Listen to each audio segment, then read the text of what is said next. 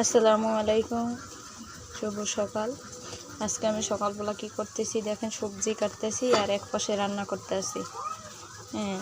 কারণ সকাল আজকে তাড়াতাড়ি রান্না করা লাগবো। এইদিকে আমার মেয়ের জন্য লুডোস দিছে, রান্না করতে। আশা করি সবাই ভালো আছেন, সুস্থ আছেন। কে কোথা থেকে আমার ভিডিওটা দেখবেন কমেন্ট করে জানাবেন এবং একটা লাইক করে দেবেন, একটা শেয়ার করে দেবেন। আমি ছোটোখাটো ভিডিও বানাই, যদি সবার ভালো লাগে থাকে অবশ্যই সাপোর্ট করবেন। সংসার জীবনের কিছু আপডেট বলবো এবং সংসারে কিছু জীবন কাহিনী বলবো। তবে এই ভিডিওতে না, আগামী ভিডিওতে দেখতে পারবেন সংসার জীবনটা মানুষের কতটা সুখের হয়, আবার অনেকের কতটা কষ্টের হয়। যার সুখ আছে তার তো আসি মাশাআল্লাহ আলহামদুলিল্লাহ, আর যার তো থাকে না সে বোঝে সংসার জীবনের সুখীটা কী। সংসার জীবনে একটা মানুষ কথা বলে, সংসার সুখী হয় রমণীর গুণে। এই রমণীর গুণগুলোই যদি না থাকে সবার ভিতরে, তা সংসার জীবনটা সুখী হতে পারে না।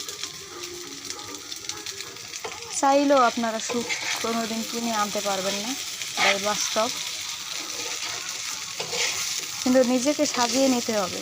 অনেক কষ্ট, অনেক পরিশ্রম, অনেক অবহেলার ভিতরেও আপনি যদি আপনার সংসারের হাল যদি না ছাড়েন, অবশ্যই আপনি একদিন সফলতা পাবেন। কারণ সংসার জীবনটা এরকমই, যত বাধা আসবে, অনেক বাধা আসবে আপনার জীবনে, বাধার কোনো কমতি হবে না। কিন্তু আপনার সেই বাধা পের হয়ে অতিক্রম করে আপনাকে আপনার সংসার জীবনটা এবং সংসার লাইফটাকে সাজিয়ে গুছিয়ে করতে হবে। যে নারী পারবে সে নারীই ভাগ্যবান।